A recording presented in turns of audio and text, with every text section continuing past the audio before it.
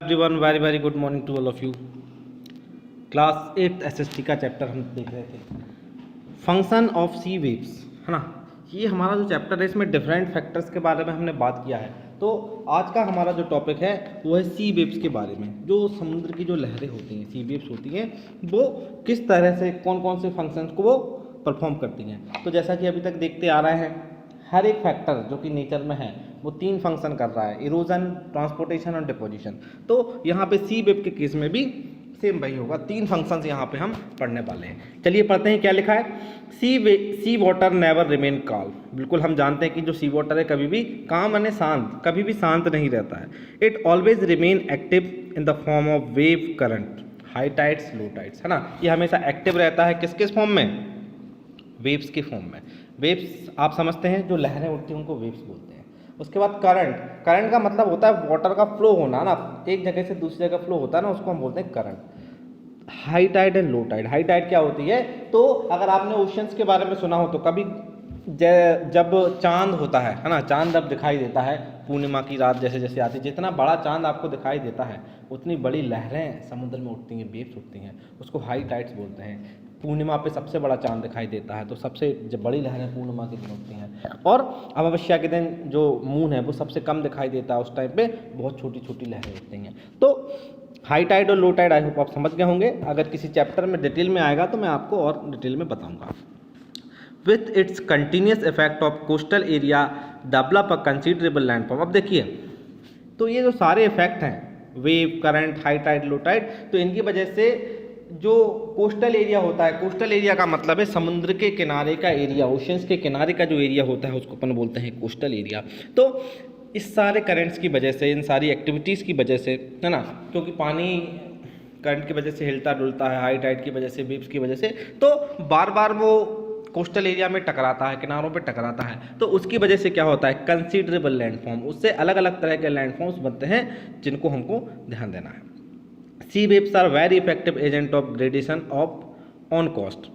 C waves to the erosion, transportation and deposition. तीनों work ये करते हैं। पहले कि पानी टकराएगा, बार बार टकराएगा, जिससे कि जो किनारे हैं, है ना, जो सी शोर हैं, है ना, तो उनका इरोजन होता है, उनसे जो मटेरियल है वो निकल के जाता है ना, टूट के ब्रेक डाउन होता है। फिर उस मटेरियल को वो जो वाटर करंट है वो अपने साथ लेके बहा के जाता है कहीं दूसरी जगह, और थर्ड पॉइंट पे वो कहीं पे उनको क्या करता है, डिपॉजिट करता है। तो ये तीनों हम चीज़ें पढ़ने वाले हैं। सबसे पहला क्या है, वेदरिंग। वेदरिंग का मतलब इरोजन है ना। वेदरिंग और इरोजन एक ही चीज़, लगभग आप एक इस वर्ड को कनेक्ट कर सकते हो। इरोजन में भी ब्रेक डाउन ऑफ मटेरियल होता है और वेदरिंग में भी ब्रेक डाउन ऑफ मटेरियल होता है। चलिए पढ़ते हैं क्या लिखा है। Weathering, this might see waves regularly hit the solid rock situated in the coastal area. इसमें क्या होता है, जो सी वेव्स हैं, जो लहरें हैं, वो regularly hit the solid rock. जो अगर मान लीजिए समुद्र के किनारे पे, देखो किनारे अलग अलग टाइप के होते हैं, कहीं फ्लैट रहता है किनारा रहता है, कहीं पे पहाड़ियाँ रहती हैं। तो जिस एरिया में, जिस पर्टिकुलर एरिया में पहाड़ियाँ हैं, है ना, माउंटेन्स हैं या स्टोन्स हैं, तो उनसे जब रेगुलरली जो सी वेव्स हैं वो टकराती हैं, तो उसकी वजह से क्या होता है कि वो जो रॉक है वो ब्रेक डाउन होता है, ब्रेक होने लगता है, छोटे छोटे सैंड पार्टिकल्स में ब्रेक डाउन होता है। This result in weathering in small and sharp rock particles. छोटे छोटे पार्टिकल्स भी बनते हैं जिनको हम सैंडस्टोन्स बोलते हैं, है ना, सैंड पार्टिकल्स बोलते हैं। और यहाँ पे कुछ बड़े बड़े पत्थर भी के टुकड़े भी बनेंगे, जो थोड़े से शार्प, अलग अलग टाइप के आपको पत्थर यहाँ पे देखने को मिलेंगे। वो सब क्यों हो रहा है, क्योंकि जो वेव्स हैं वो रेगुलरली स्टोन से टकरा रही हैं और उससे अलग अलग शेप एंड साइज के छोटे छोटे स्टोन्स आपको देखने को मिले जाएंगे, है ना। अब इसमें क्या होता है, rock particle and sand work as tool. अब देखिए, जो पानी वेव्स के साथ जो सैंड पार्टिकल्स होते हैं या स्मॉल रॉक पार्टिकल्स होते हैं, वो भी वेव के साथ आते हैं, बार बार वो जो सी शोर है उससे टकराते हैं। तो पानी तो इरोजन करता ही करता है, वेदरिंग करता ही करता है, साथ ही साथ ये सैंड पार्टिकल है ना, ये भी जब शोर से टकराते हैं तो ये एक तरह से टूल की तरह वर्क करते हैं, है ना, कि ये खुदेड़ने का काम करते हैं, उसको खोदने का काम करते हैं।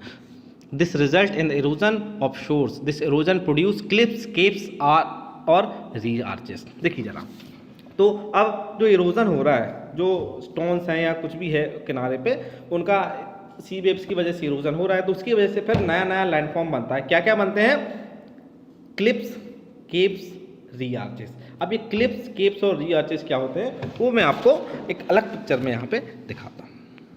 ये स्ट्रक्चर अगर आप यहाँ पे देख पा रहे हैं तो ये देखिए क्लिप्स का स्ट्रक्चर है ना, ध्यान दीजिए, ये देखिए इस टाइप का स्ट्रक्चर, ये तो ये यहाँ पे इस टाइप के गड्ढे, ये स्ट्रक्चर्स कैसे बने हैं, ये स्ट्रक्चर्स यानी सी वेव्स के टकराने की वजह से बने हैं। अदरवाइज यहाँ पे ये फ्लैट पूरा था, है ना, तो ये सी वेव्स कई मिलियंस ऑफ ईयर्स से यहाँ टकरा रही हैं, तो इसकी वजह से क्या हो रहा है, इनका इरोजन हो रहा है और ये इस टाइप के एरिया यहाँ पे क्लिप्स आपको देखने को मिलेंगे। एक और इमेज में आपको दिखाता हूँ, ये देखिए इस इमेज में भी आपको काफ़ी क्लिप्स देखने को मिल रहा है।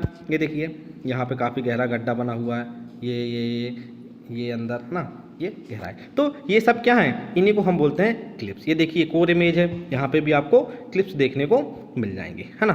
तो आई होप आप समझ गए होंगे क्लिप्स क्या होती हैं। अच्छा, उसके बाद सेकंड लैंडफॉर्म जिसके बारे में बात कर रहे थे वो क्या था, keeps and re arches. Keeps क्या होती हैं, चलिए केप्स भी मैं आपको दिखा देता हूँ। देखिए नॉर्मली ज़मीन पे आपने केप्स माने गुफाएं, किसी पहाड़ में खोद के गड्ढा कर खोद दीजिए और उसको अपन केप बोलते हैं। तो लेकिन ओशियन में भी केप्स बनती है। मान लीजिए ओशियन में कोई माउंटेन था, है ना, पर वहाँ पे रेगुलर सी वाटर वेव्स टकरा रही हैं, उसको उन्होंने इरोजन कर दिया, इरोजन करके वहाँ पे क्या बना दी, एक केप बना दी। तो ये देखिए ये सी केप से समुद्र के बीच में कहीं पे इस टाइप का केप्स क्रिएट हो जाता है। ये भी क्या है, इरोजन की वजह से हो रहा है, सी वेव्स के टकराने की वजह से। स्ट्रक्चर ये देखिए, एक स्ट्रक्चर आपको दिख रहा है, तो ये भी कैसे बना है, ये इरोजन या वेदरिंग की वजह से ही बना है। ये जो सी वाटर है ये टकरा के उन्होंने पूरा इसको केप्स में कन्वर्ट कर दिया। ये देखिए ये केप है, हाँ, यहाँ पे भी आप आ जा सकते हैं। तो इस टाइप का स्ट्रक्चर होता है केप। लास्ट स्ट्रक्चर है जो है आपका सी आर्चिस, है ना। सी आर्चिस क्या होते हैं वो भी मैं आपको दिखा देता हूँ। ये वाला स्ट्रक्चर आप देखिए ध्यान से, इसमें क्या हो रहा है कि I am sorry just a minute. अब देखिए इसमें यहाँ पे क्या हो रहा है कि ये आपका एक स्टोन ब्लॉक था, है ना। अब इस पर्टिकुलर रीजन में क्या हुआ है, सी वेव्स का कुछ असर ज़्यादा रहा होगा, तो इस वजह से यहाँ से इरोजन हो के एक छेद हो गया है। तो इसकी वजह से ये देखिए आर्क की तरह बन जाता है, इसको अपन बोलते हैं रिया सी आर्चेस, है ना। ये देखिए ये दूसरा आर्च है, ये देखिए ये पूरा एक स्टोन ब्लॉक था, सिंगल स्टोन ब्लॉक था, है ना। यहाँ पे क्या हुआ, यहाँ से इरोजन हो गया, तो ये आर्क बन गया। तो आई होप आप समझ गए होंगे डिफरेंट टाइप के स्ट्रक्चर्स कैसे कैसे यहाँ पे बनते हैं, है ना। चलिए आगे बढ़ते हैं। अब देखिए ये जो मटेरियल है जिसको इरोजन हुआ है, वेदरिंग हुआ है, अब ये मटेरियल अगर यहाँ से ब्रेक डाउन होगा तो फिर जो वाटर करंट है, वाटर तो फ्लो कर रहा है एक जगह से दूसरी जगह, तो वो इसको क्या करता है, फ्लो करके कहीं पे ले जाता है। तो इस फ्लो करके किसी दूसरी जगह इस वेदर्ड मटेरियल को, एक इरोजन वाले मटेरियल को एक जगह से दूसरी जगह लेके जाना, इसको अपन बोलते हैं ट्रांसपोर्टेशन।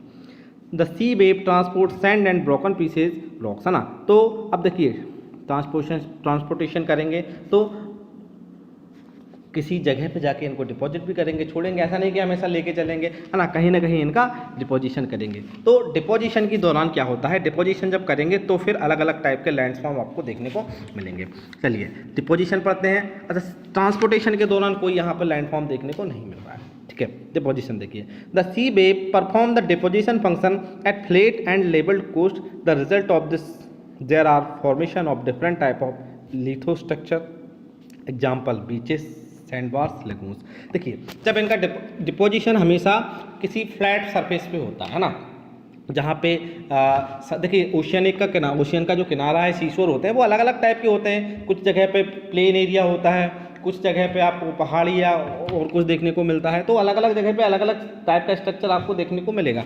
तो ये जो डिपोजिशन है वो कहाँ होगा, जहाँ पे फ्लैट एरिया होगा, है ना। सीशोर, समुद्र का ऐसा किनारा जहाँ फ्लैट एरिया हो, मैदान हो आपको देखने को मिले, तो वहाँ पे डिपोजिशन करते हैं। अब इस डिपोजिशन की वजह से क्या बनते हैं, बीचेस बनते हैं। बीचेस क्या होते हैं, बीच एक ऐसा समुद्र के किनारे का एक ऐसा मैदानी एरिया होता है जहाँ पे रेत ही रेत होती है, उसको अपन बोलते हैं बीच। आई होप आप सबने सुना होगा, बीच मतलब क्या है, समुद्र के किनारे का एरिया जहाँ रेत हो बहुत सारी, है ना, सैंड हो। उसके बाद सैंड बार्स क्या होते हैं, तो सैंड बार्स का मतलब होता है कि पानी के बीच में, है ना, जैसे मान लीजिए ये ओशियन है, तो ये ओशियन, तो यहाँ पे एक रेत का बहुत बड़ा टीला बन गया, है ना, इस टाइप का। तो यहाँ भी पानी भरा है, इधर भी पानी, इधर भी पानी, इधर पानी, इसको अपन बोलते हैं सैंड बार्स, है ना। तो आपको अभी इमेजेस में दिखाऊंगा। उसके बाद लास्ट है लेगून्स। लेगून्स क्या होते हैं, लेगून्स के बारे में भी मैं आपको अभी बताने वाला हूँ, ठीक है। लेगून एक टाइप की लेक होती है जो समुद्र से सिर्फ एक छोटे से पॉइंट से जुड़ी होती है, बाकी चारों तरफ से रेत की एक बाउंड्री बन जाती है, उसको बोलते हैं लगून्स। तो अभी आगे हम इसके बारे में डिटेल में डिस्कस करने वाले हैं, ठीक है। Beaches, the sea waves take the weathered material to the shallow sea after sometimes the submerged area deposit by weathered material emerge outside pebble sand mud deposit along with coast from beach Chowpatty in Mumbai, Marina in Chennai and several beaches are found on the coast of Goa and Kerala. The beaches are also called pulin. देखिए जरा, beaches का एक और नाम है, बीच को क्या बोलते हैं, पुलिन भी बोलते हैं, है ना, ठीक है। तो बीच के बारे में यहाँ पे जो कुछ लिखा है वो वही है कि जो वेदर्ड मटेरियल है, सैंड, जो सैंड पार्टिकल्स हैं या स्मॉल रॉक्स हैं, पेबल्स वगैरह हैं, वो जो सी वेव्स हैं वो उनको कहीं से ट्रांसपोर्ट करके लाते हैं और फ्लैट लैंड पे, मैदानी इलाके में डिपॉजिट कर देते हैं। मैदानी इलाका समुद्र के किनारे का ही एरिया होता है ना, तो उसको अपन बोलते हैं बीच। अब देखिए यहाँ पे ये क्या दिया है, ये इमेज दिया है ना, ये थोड़ा सा इसको पहले देना चाहिए था।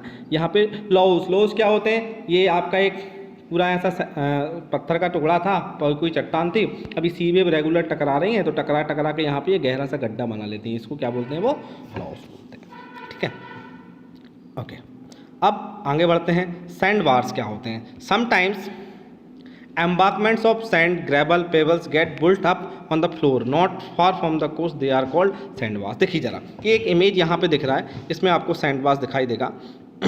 मान लीजिए ये समुद्र है, ओशियन है, तो ये तो हो गया आपका बीच, है ना, यहाँ पे अगर बहुत सारा ये रेत है, पेबल्स वगैरह, तो ये हो गया बीचेस, है ना। लेकिन यहाँ पे देखिए, ये पानी के बीच में यहाँ पे एक रेत बनी हुई है, या यहाँ पे देखिए ये जगह, यहाँ पे भी क्या है, सैंड डिपोजिशन हुआ है, तो इसको अपन बोलते हैं सैंड बार। मान लीजिए बीच क्या होता है, बीच एक बहुत बड़ा एरिया होता है जिसमें सैंड होती है, लेकिन सैंड बार क्या होता है, एक छोटा सा एरिया होता है, और ये कैसा होता है, या तो बिल्कुल किनारे पे आपको देखने को मिलेगा ऊंचा, या फिर पानी के अंदर ही, पर ये कहाँ रहेगा, किनारे के आसपास ही कहीं आपको देखने को मिलेगा। इनको बोलते हैं अपन सैंड बार्स। इनको मैं दूसरी इमेजेस में आपको दिखा देता हूँ, बीचेस और सैंड बार्स।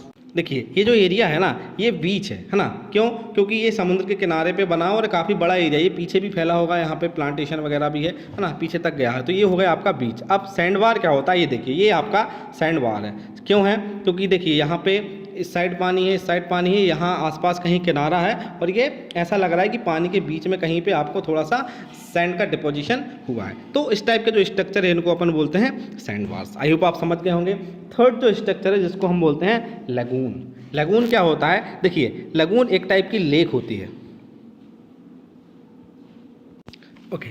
तो लगून्स देखिए, लगून्स क्या है, when war furthers extend to sea water is particularly enclosed between the coast and the bar which is known as lagoon. A lagoon generally maintain connection with the open sea through a narrow gap between the bar and the headland.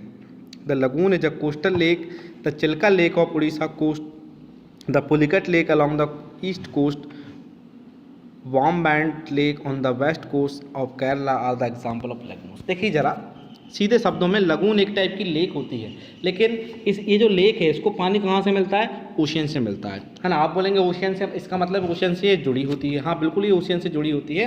तो देखिए structure कैसा है, ये है, ये चारों तरफ से रेत से घिरी हुई होती है ना, सैंड बास, चारों तरफ से सैंड होती है, और यहाँ से अगर आप ध्यान से देखेंगे तो एक पतला स्ट्रिप होता है, ये देखिए ओशियन से जुड़ा हुआ है। इस टाइप की जो लेक है उसको लगून बोलते हैं। कुछ उसका ओरिजिनल पिक्स मैं आपको दिखाता हूँ, दूसरे उनमें बेहतर समझ में आएगा। ये देखिए, इस लेक से आप आसानी से समझ सकते हैं, अगर आप साइड में देखें तो ये आपका ओशियन है ना, ये चारों तरफ आप देखेंगे तो ये सैंड बार्स है ना, ये आपकी सैंड हो गई है ना, और ये एक छोटा सा पतला स्ट्रिप अगर आप देखेंगे तो यहाँ से ये ओशियन से जुड़ा हुआ है। तो इस टाइप की जो लेक्स होती है ना, इसको अपन बोलते हैं लगून। ये खारे पानी की लेक होती हैं। यहाँ पे देखिए एक और लगून दिख रहा है, इसमें देखिए ये सैंड बार्स बने हुए हैं, तो ये यहाँ से चारों तरफ से बंद है, और ये एक यहाँ इस एरिया से ये ओशन से जुड़ा हुआ है जहाँ से इसको पानी मिलता है। तो ये जो लगून्स होती हैं वो कैसी लेक होती हैं, खारे पानी की लेक होती हैं, सॉल्ट वाटर लेक्स होती हैं। और इसके कुछ एग्जांपल इंडिया में बहुत सारी लेक्स ऐसी देखने को मिल जाएंगी। सबसे बड़ी जो लेक है सॉल्ट वाटर लेक है, जो है चिल्का लेक है, उड़ीसा में आपको देखने को मिलेगी। मैप पे आप इसको सर्च करने की कोशिश कीजिएगा, आपको इंडिया के मैप पे दिख जाएगी, है ना। इसके अलावा पुलिकट लेक है ना, जो कि ईस्टर्न कोस्ट पर है ना। चिलिका लेक भी आपको ईस्टर्न कोस्ट पर ही देखने को मिलेगी। Vembanad lake on the west coast में आपको ये बामबंड लेक देखने को मिलेगी, जो कि केरला में है, और ऐसी बहुत सारी लेक्स आपको देखने को मिल जाएंगी। तो आई होप आप समझ गए होंगे लगून लेक्स क्या होती हैं। तो यही सारे स्ट्रक्चर्स यहाँ पे आपको देखने को मिलेंगे। अच्छा, इंपॉर्टेंट बीचेस की बात करें तो जो इंडिया में सबसे बड़ा जो बीच है वो चेन्नई में है ना। चेन्नई में जिसका नाम है आई थिंक मरीना बीच, जो कि इंडिया का सबसे लंबा चौड़ा बीच देखने को मिलेगा। इसके अलावा गोवा के बारे में आपने सुना होगा। गोवा फेमस है अपने बीचेस के लिए, वहाँ पे बहुत सारे बीचेस आपको देखने को मिल जाएंगे। आई होप आपको ये टॉपिक पसंद आया होगा। इसके बाद जो नेक्स्ट हमारा टॉपिक है वो सॉइल इरोजन वगैरह हम पढ़ने वाले हैं। उसके बाद एक ही वीडियो और बचा है, फिर ये चैप्टर आपका फिनिश हो जाएगा। काफ़ी लंबा चैप्टर आई हो, आपको ठीक लग रहा होगा। Okay, thanks for watching, bye bye.